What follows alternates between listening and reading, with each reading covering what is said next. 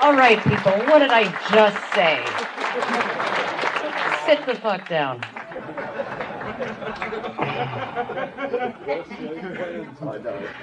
All right, now that I've opened with some toxic femininity, I'm going to talk to you guys about toxic femininity. And I'm going to start with an excerpt from what is colloquially known in England as the Scottish play, Macbeth.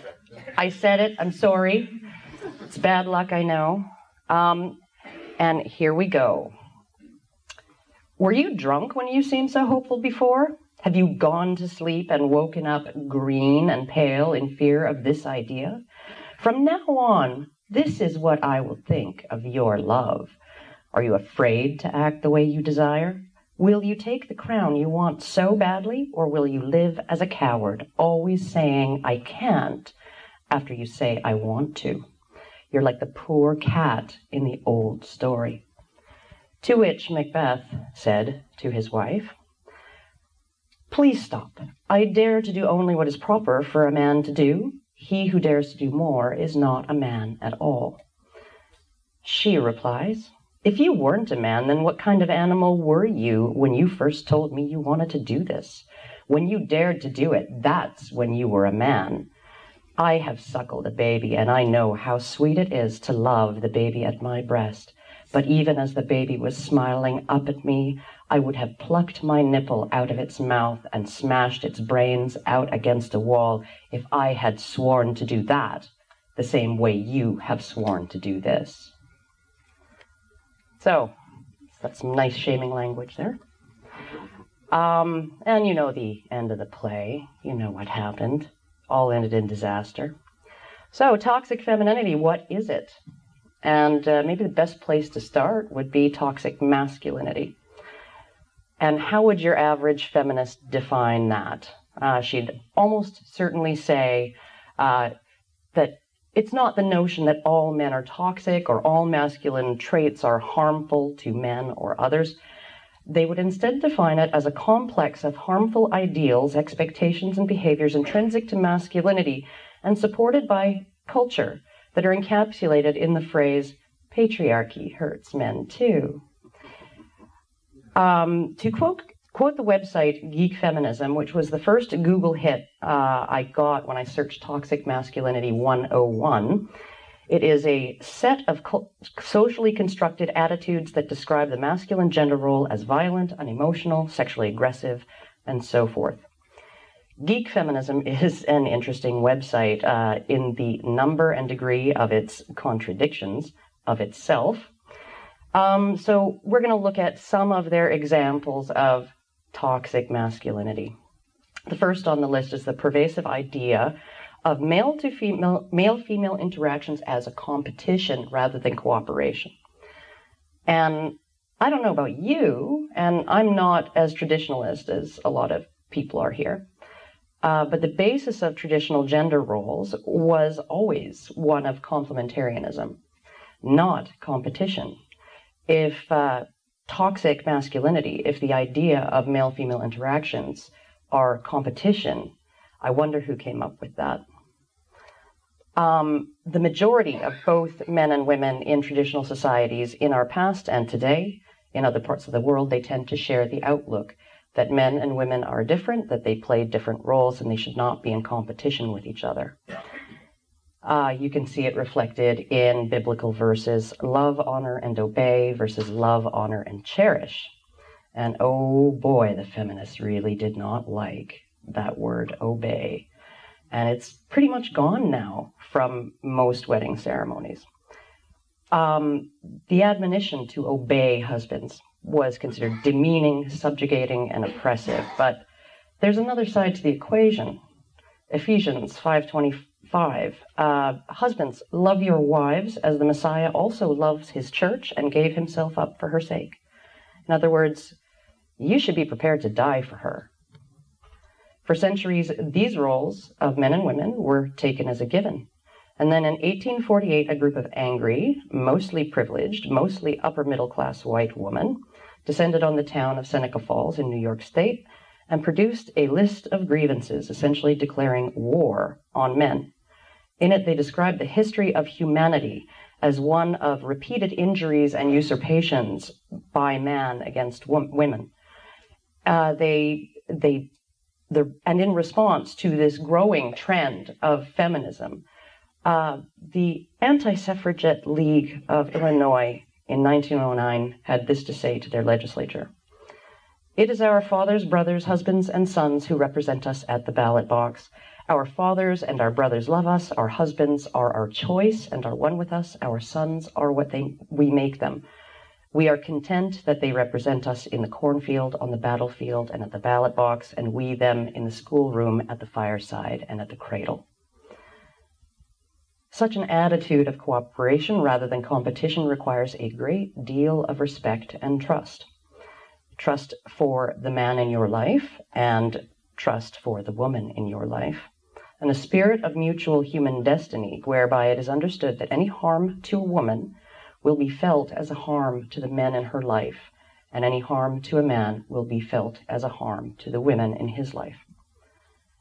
The sexes were not in competition. They were meant to cooperate, each with the other in their own way, and the Declaration of Sentiments exploded all of that. It was the opening salvo in what has become 165 years of open warfare between the sexes, open competition, as if men and women are two nations at war. So I don't really think that this competition thing is a toxic masculinity problem. I think it's a feminism problem. Next, maybe it's a toxic femininity problem. Next on the list of geek feminism's examples is the pervasive idea that men cannot truly understand women and vice versa, and following that, no true companionship can be had between the sexes. I got one word for you guys: mansplaining. Anyone heard it? How about, "You have no idea what it's like to be a woman. Sit down, shut up, and check your privilege." I hear this kind of thing from feminists all the time. Unfortunately, they seem to feel like they understand men very, very well, better than men even understand themselves.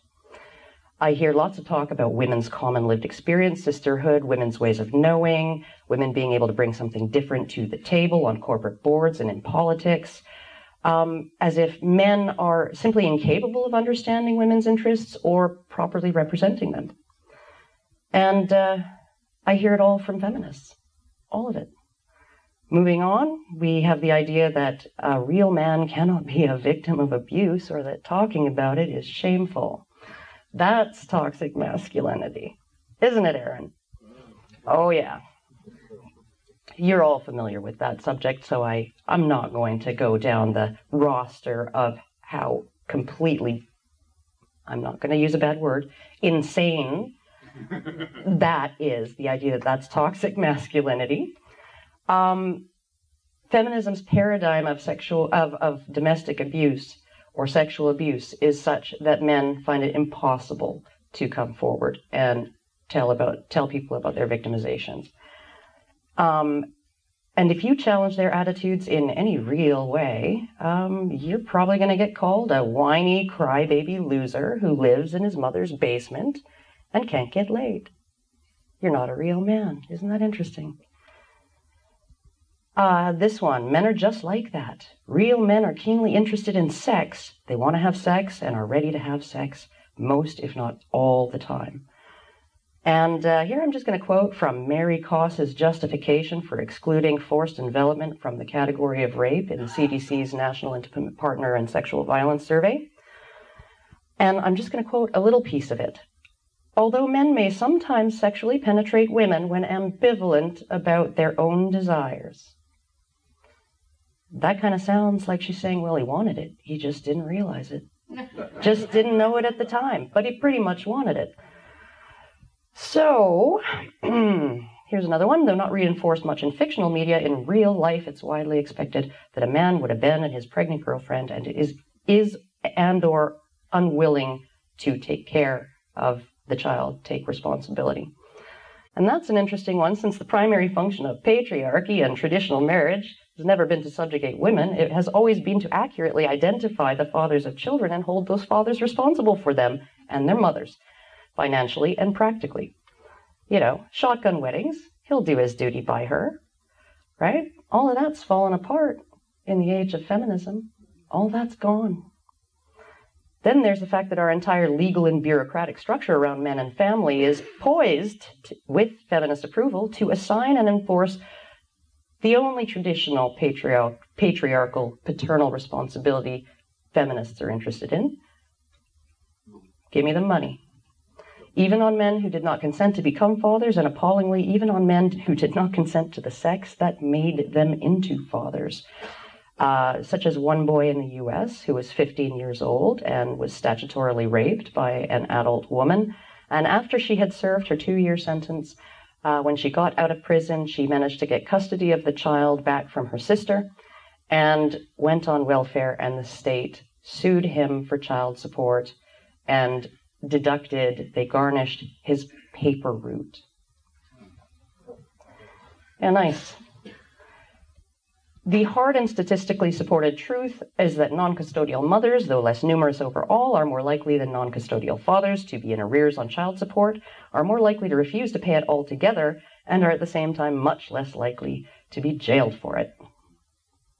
And the judges and legislators responsible for all of it, mostly men, progressive and conservative, enforcing traditionally masculine responsibilities on men at the behest or with the full connivance of feminism.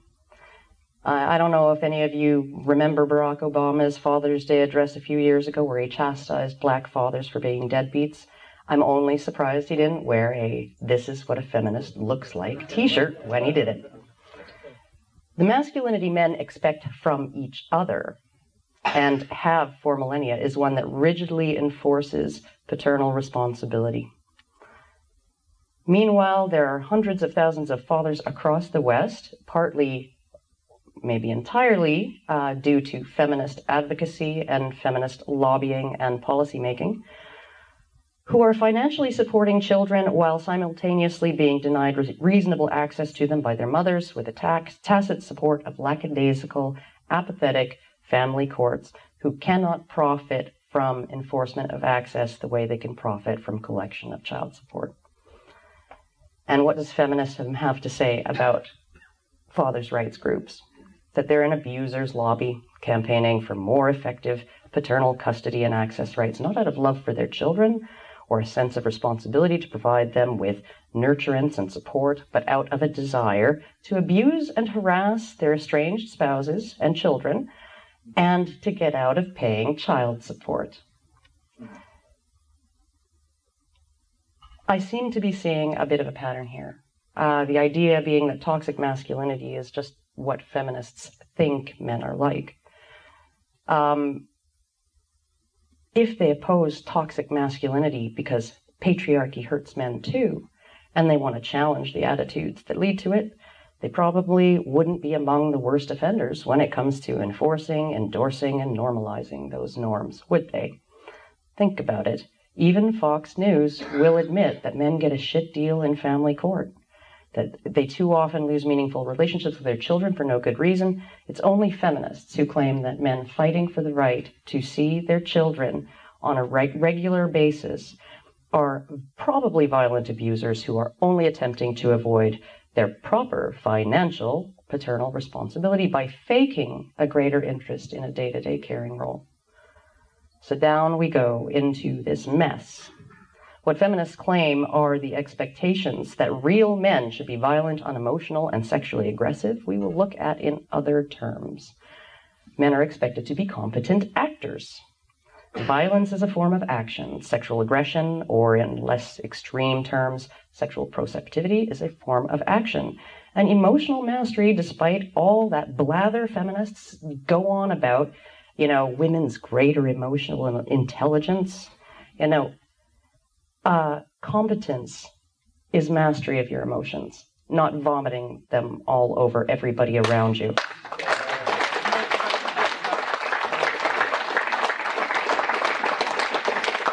And now we're going to have a little bit of a peek, and I'm going to suggest you do this when you go home, is go on YouTube and do a search. You can use search terms, everyday heroes, ordinary heroes, things like that. And what you will see is Men doing things for perfect strangers, big and small, dangerous or just kind, right? To help people they don't even know, risking their lives, jumping down on subway tracks to pull somebody out of the path of a train, straightening somebody's rear view mirror as they ride by on their on their motorbike, right? Just all of these things that men do, they just do them. Not because it's expected, it's just because that's what men do. It's quite amazing, really, when you think about how this toxic masculinity narrative has seemed to take hold. But every one of those men took action. They were able to do it because they had mastery over their emotions. They set aside, intentionally or otherwise, their panic, their doubt, their fear, their anxiety, their own desires or needs, and in many cases their safety, and they acted in the service of what they saw as a greater good. And that's the essence of masculine identity in all cultures, through all times, until feminism.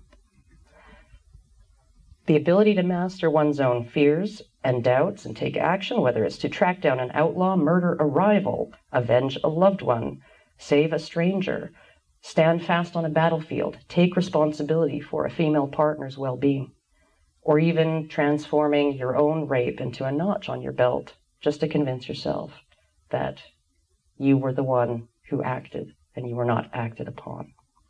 I'm going to use the example, I believe it was here in the UK, of an 11-year-old boy who was recently raped by his then 20-year-old babysitter. The perpetrator had been sexually involved with this boy's father, and she knew the boy's age, but she managed to convince a judge that the boy had convinced her that he was actually 15, which I guess makes it all right. Somehow the father's testimony that his son was sex mad and saw the incident as a notch on his belt was given more weight than the boy's own testimony that he did not enjoy the experience because he knew it was wrong. The woman was given a suspended sentence, no jail time. She has to register as a sex offender, but only for 7 years, and her probationary supervision and restrictions will only last for 2. Her defense attorney said she was vulnerable and had a hard upbringing, spending 2 years in hospital with leukemia as a child. The judge added that she was very immature, and that reduced the age differential. So here were the conclusions. The boy essentially wanted it and was not harmed by it, even though he said himself that he didn't enjoy it and believed it was wrong. The woman was at the mercy of her own emotions, which she could not be expected to reasonably control because circumstances in her life had been difficult. The boy managed to convince her that he was not 11 but 15, despite the fact that I don't think he did, and she knew he was 11 anyway. But, in this way we can sort of say he brought it on himself. Yeah. And the interesting thing is men commenting on this case in the media were much more likely even than women to say, oh, I only wish I was that kid, or lucky bastard, or any number of other sentiments that erase the fact that he was a victim of something he did not choose or want. And there are very few ways where the difference between assumptions about men and women are more clear than this. Masculine identity centers almost entirely around perceptions of agency, one's own perceptions and the perceptions of others, and feminine identity, that's just object status. Let me be clear, I'm not talking about dehumanizing, I'm talking about being acted upon, having things happen to you. And there's actually a very good paper that you should all go read that actually describes objectification properly, in that it does not dehumanize. To actually see somebody as a moral patient does not dehumanize them. It actually makes you care more about them and what they're experiencing. So agents make things happen, objects have things happen to them, and a great deal of our cultural discourse around men and women, including most feminist discourse, is about the things men do to women and the things women suffer at the hands of men, reinforcing men's status as agents and women's status as objects constantly, constantly, constantly. Admitting you've been victimized, that something has happened to you that you did not want, choose, or cause in any way whatsoever, that's really easy for a woman. particularly feminist, because it doesn't conflict with our cultural perceptions of what a woman is. A woman can be a victim and still be a woman. A man cannot be a victim and remain in the eyes of others, most of society, and often even of himself. He cannot remain a man. And this is particularly true regarding the ways men are vulnerable because they are men. Things like stop and frisk policies where men are overwhelmingly targeted, police shootings where they're overwhelmingly the ones who are shot and assaulted by police. I can't even convey to you the number of times I've managed to convince a man that yes, men, okay, I guess men are the majority of victims of violence, and yeah, no matter the gender of the perpetrator, violence is more likely to be perpetrated on a male rather than a female, and that pattern begins before age 1, when parents start hitting their sons 2 to 3 times as often as they hit their girls. But that man will stick to his guns and insist that violence is a bigger problem for women and that society just doesn't take it seriously enough. The Violence Against Women Act and all those thousands of beds in shelters and the mandatory arrest policies and the predominant aggressor policies, that's just not enough to deal with this huge problem of violence against women, our smallest violence problem, that's even including children as a group, as a demographic there. And they will say it moments after they have conceded that, yeah, it's actually a bigger problem for men. If toxic masculinity is exemplified by the assumption that men cannot be real men if they are victims, then toxic femininity is the assumption that women are uniquely victims and that their identity as women is partly defined by their victimhood. Their victimhood at the hands of men, at the hands of patriarchy, at the hands of the beauty industry, at the hands of rape culture, male privilege, toxic masculinity, institutionalized sexism. It is the assumption that the multitudes of studies demonstrating that they are often not unique victims, well, those are just problematic. Because even if women don't suffer more violence, they suffer more from violence. Anything to not be seen as a victim or a potential victim because you are male, whereas for a woman, I mean, it gets you all kinds of goodies. And you can see it in relationship to pretty much everything. Physical violence, sexual violence, discrimination, institutional sexism, all of those things. And the whole idea that institutional sexism against women exists, but institutional sexism against men doesn't. Complete bunk. If you have one, you have to have the other. If the institution treats one gender differently from the other, then they're both being treated differently. What the hell is wrong with them? So the pervasive idea of male-female interactions as competition, not cooperation, that's feminism. That's a product of toxic femininity. The assumption is a very, very feminist one. Or the idea that men will run away from their responsibilities to their children.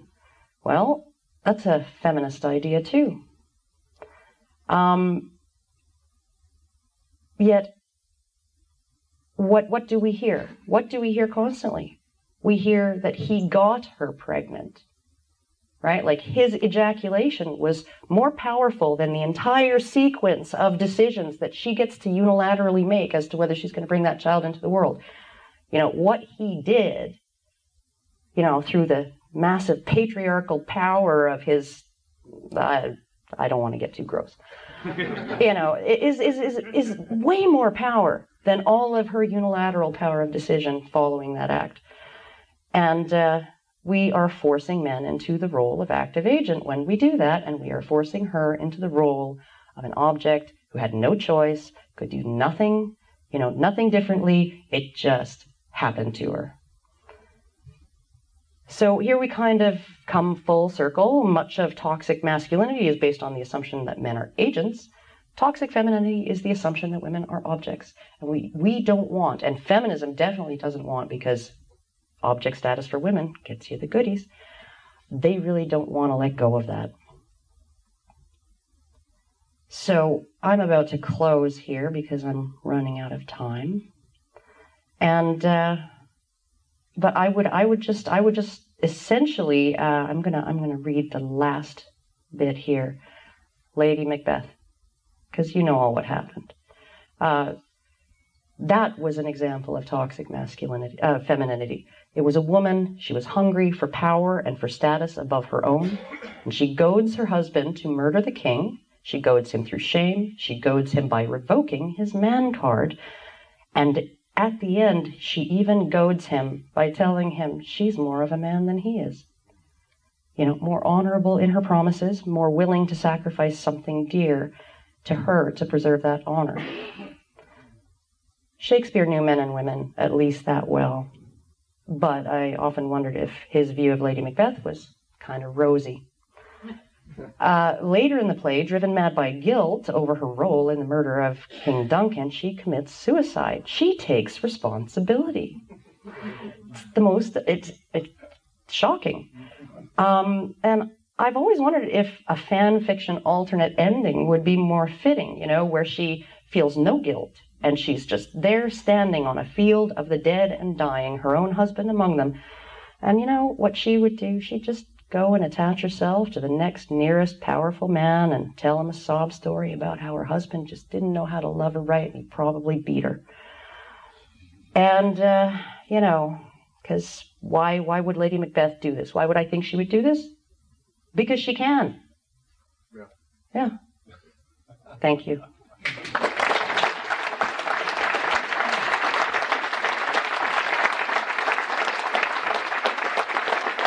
I actually kept it to half an hour. I'm amazed.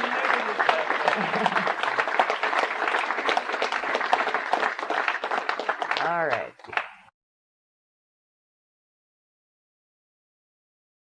Questions for Karen?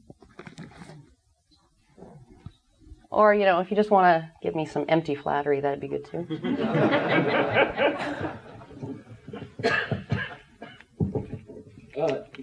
Given that, you know, this isn't just all socialization and this isn't just all like, you know, it's both a bit of nature and nurture. Yeah. What would you say the best case scenario that we have in terms of relations between men and women?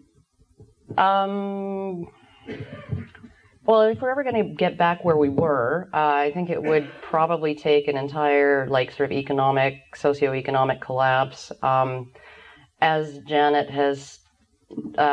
Bloomfield said, you know, in harsh climates, you don't tend to get feminists. You don't tend to get these bitchy women who complain about it and want to do all the man stuff.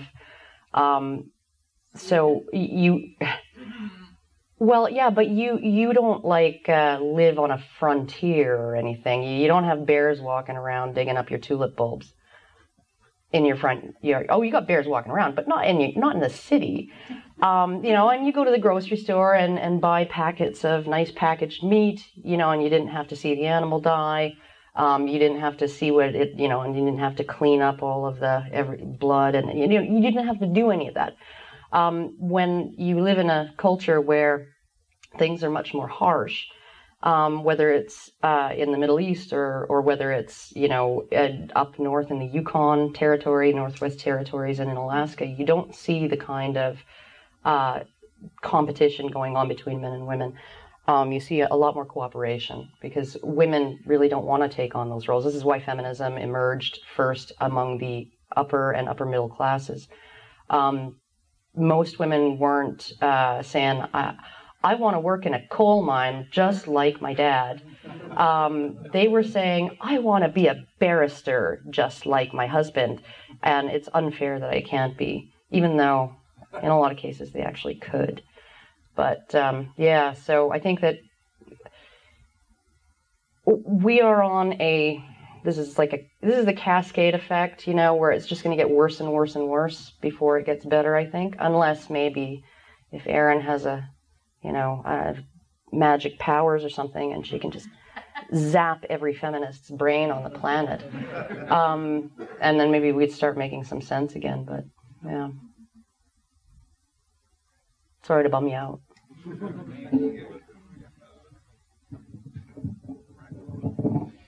Hello, Karen. Hi. It's looking increasingly likely that our next Prime Minister will be someone who is... oh, that bitch? Happy that... it put me quite off my strike now, actually. not just allowed herself to be photographed in a T-shirt saying this is what a feminist looks like, but flaunted it deliberately in front of the world. What's your take on that? Oh, you guys are so doomed for... do you have term limits? No. Oh, crap. We don't have term limits in Canada either. So in the U.S., 8 years and then you're done. And then you get maybe Hillary in the White House, which is going to be lovely. Wouldn't it be lovely if we had Theresa May here and Hillary, in America, and then Justin Trudeau, a proud feminist, taught to be a feminist by his wonderful mother, who wasn't even standing next to her husband when he won the prime ministership the second time. She was vacationing in Barbados or something like that, partying off by herself, and who at one point disappeared on a bender with the Rolling Stones for 3 weeks while her husband was left trying to explain where she was without actually having to tell anybody. She taught Justin how to be a good feminist, so that's great. Anybody else? Somebody's got to have a question or empty praise or... Yeah, Karen, I think you've been a very great inspirational speech, but and you mentioned you used Macbeth, Yeah. and you said that it wasn't really a feminist thing because she wouldn't have committed suicide; she would have gone on. But there is another play by Shakespeare who would complement this, which is Hamlet, of course, where the woman does, as you said, Lady Macbeth should do, marry the killer of the father of Hamlet. Yeah. And Hamlet, the son, sees his betrayal. Yeah. And he commits suicide. So I think the two stories belong together. I mean, they tell both sides of the story. But I just have you any comments on that? Well, why would he commit suicide? It's not, it's not his fault. Should have just killed his mom.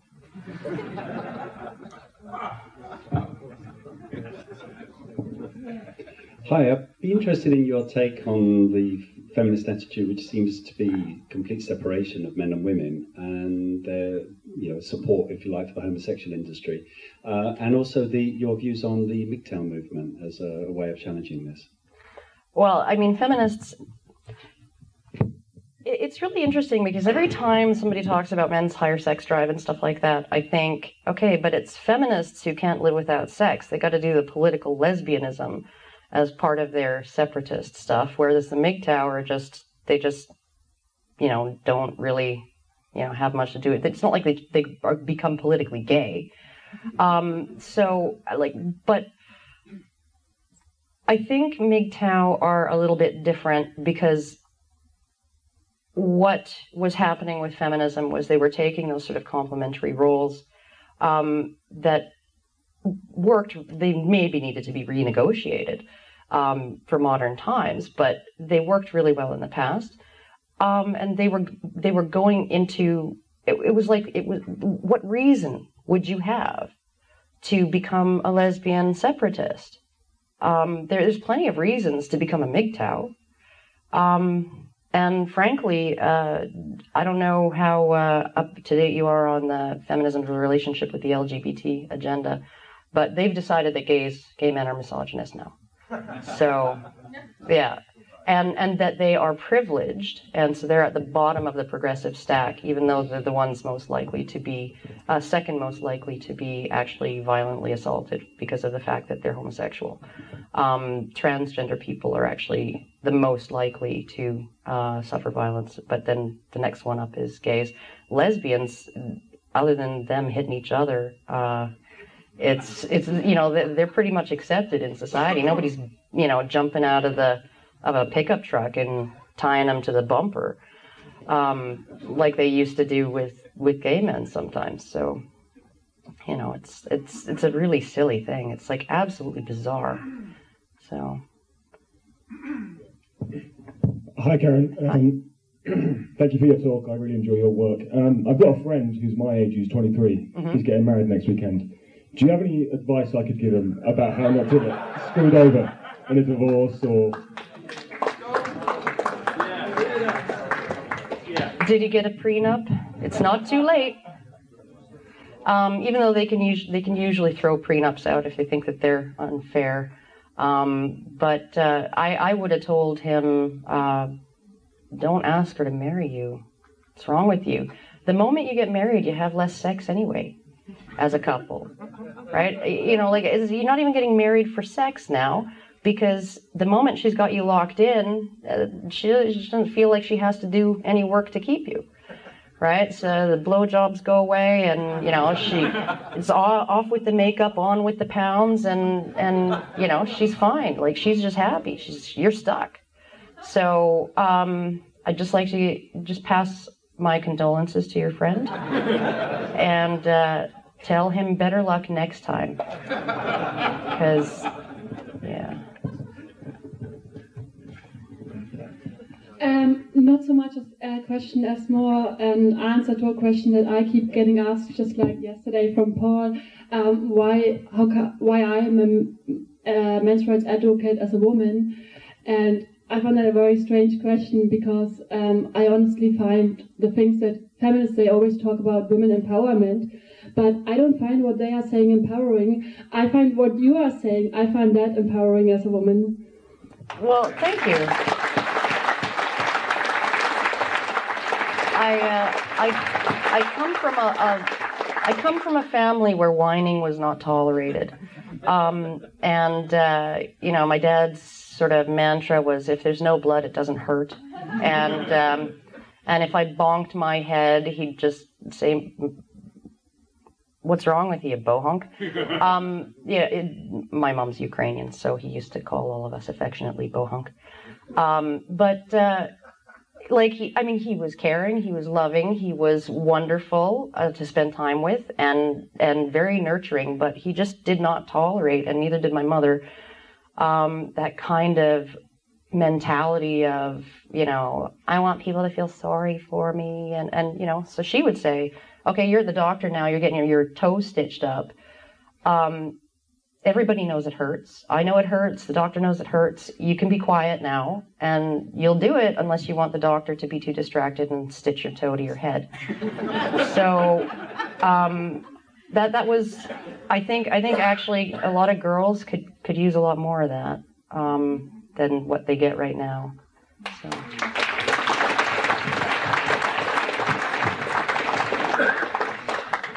Yeah, next question over here. Just a question.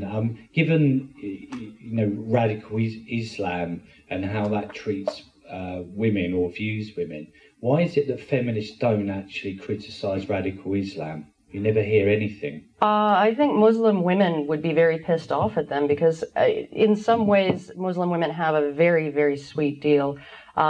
Lucian was talking about the Maria and Nufaka. And that is that big lump sum payment that he promises to pay her in the event that something goes wrong.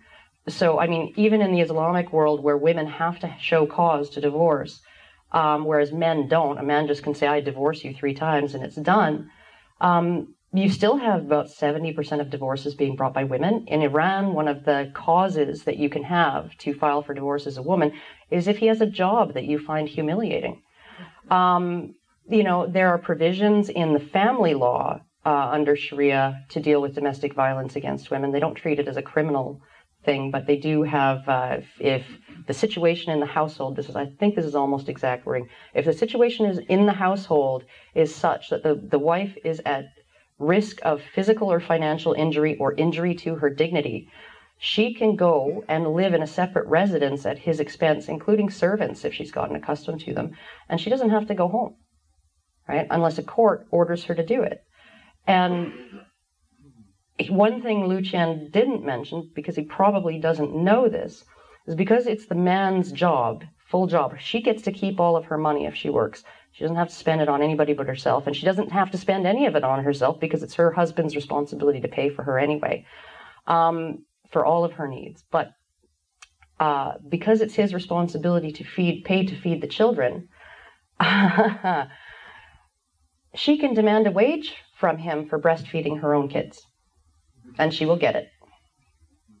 So, I mean, there are all kinds of things that we hear in the West about how women are treated under Sharia, and we are getting the same one-sided picture in regards to how Sharia treats women abominably, and it's horrible, and it's nasty, and it's limiting, and we're never hearing, about the poll of Saudi women where 80% of them didn't want the driving ban lifted, and the other because it forces their men to chauffeur them around like queens.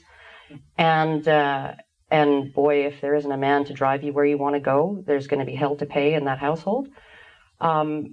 We don't hear that the other 20% of women who do want it lifted, that's not unconditional. They want special lanes for women. So,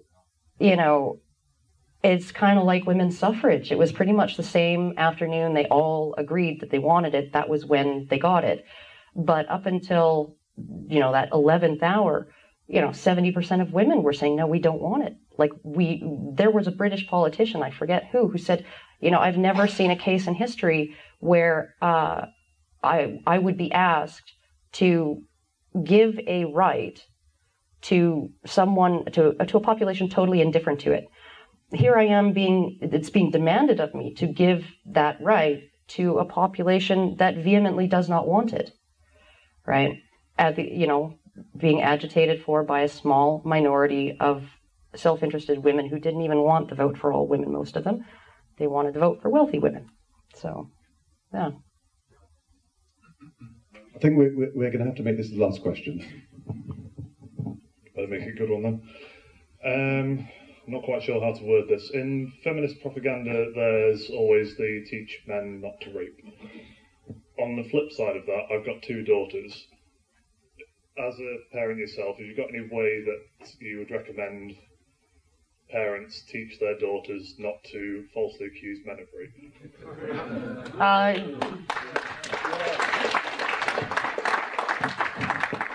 I think you just have to raise your daughters to understand that they're responsible for their choices, and because a lot of rape complaints are in probably 80% of them are in acquaintance, relationship, dating contexts. Most of them on college campuses especially involve lots of alcohol, drunk by both parties involved, and that's a choice. And I'm sorry, but I'm not prepared to send a man to jail for making the exact same stupid drunken decision that she did. You need to raise your daughter to understand that sometimes you choose to do things and the outcome isn't what you like. You regret your choices. I mean, I once got drunk after I graduated high school, and I was walking home right past my disciplinarian's house, the vice principal of my high school, and my friends dared me to poop on his lawn. And I thought about it because it would have been really satisfying. But no matter how drunk I was, there was just no way I was going to do something that dumb. I mean, anybody walking by, they're going to report you, you're going to get in trouble, your parents are going to know that, cops drive you home and say, are you aware that your daughter pooped on this gentleman's lawn, right? Why would you do that, right? You have to raise your daughters to be responsible.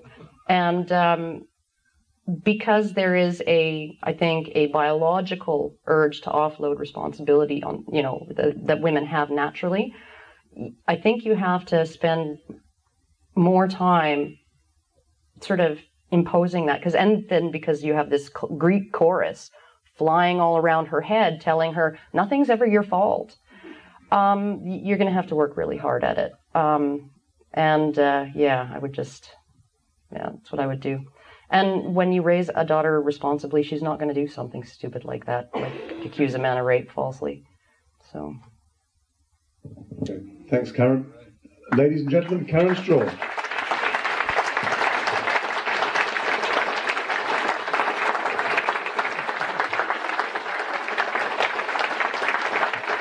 All right, have you guys forgotten how I opened my speech?